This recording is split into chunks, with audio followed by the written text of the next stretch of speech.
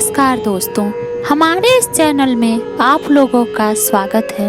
आज के इस वीडियो में मैं आप लोगों को संपूर्ण शिव महापुराण के द्वितीय खंड के 8वें अध्याय की कथा सुनाने जा रही हूँ।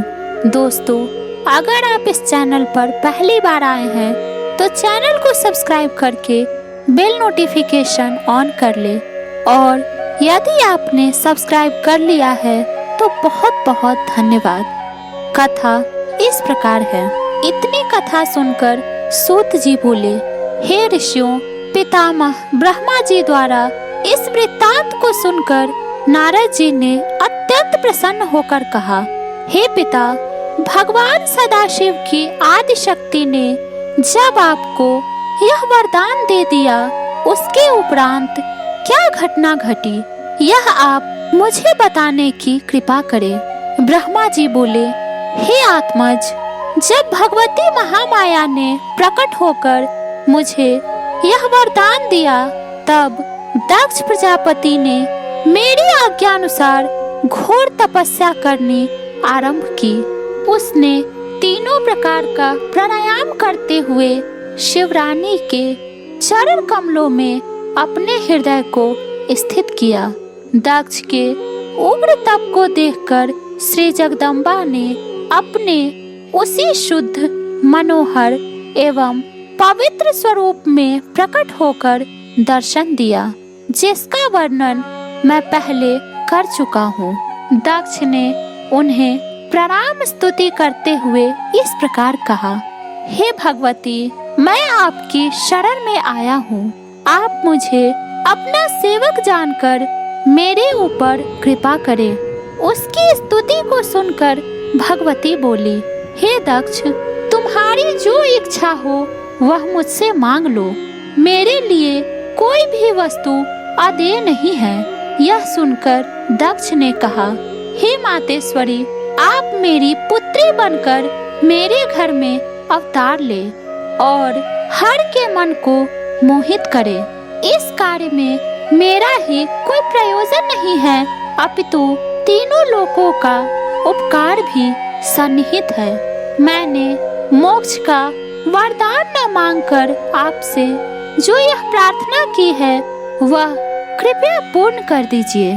दक्ष की प्रार्थना सुनकर भगवती महामाया ने कहा, हे दक्ष, तुम जो चाहते हो वही होगा।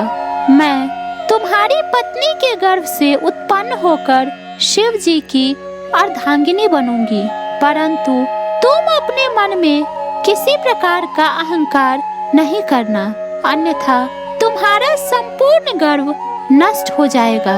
इतना कहकर श्री जगदम्बा अंतर्धान हो गई और दक्ष अत्यंत प्रसन्न होकर अपने घर को लौट आया। तदुपरांत दक्ष ने 10 सहस्त्र मानस पुत्रों की उत्पत्ति की। वे सब तुम्हारी प्रेरणा से घर छोड़कर तपस्या करने के लिए वन में चले गए और परम पद को प्राप्त हुए। तत्पश्चात दक्ष ने 10 सहस्त्र पुत्र और उत्पन्न किए, परंतु वे भी तुम्हारा उपदेश सुनकर संसार से विरक्त होकर वहीं चले गए जहां उनके भाई गए थे। उस समय दक्ष ने अत्यंत क्रुद्ध होकर तुम्हें शाप दिया कि हे नारद, तुम अत्यंत अधम हो, क्योंकि तुमने मेरे सब पुत्रों को मेरे विरुद्ध कर दिया है। अब मैं तुम्हें तुम्हारे कर्म के अनुसार यह शाप देता हूँ कि तुम किसी एक स्थान पर न ठहरकर सदैव भ्रमण किया करो। हे नारद, तुम्हें यह शाप देने के उपरांत दक्ष को अपने मन में कुछ संतोष हुआ। तब उसने अपने मन में यह निश्चय किया कि अब कुछ मैथुनी सृष्टि उत्पन्न करनी चाहिए। यह विचार करके दक्ष ने वीर प्रजापति की पुत्री वीरनी के साथ विवाह किया। विवाह के उपरांत दक्ष ने अपने हृदय में भगवती जगदम्बा का ध्यान किया।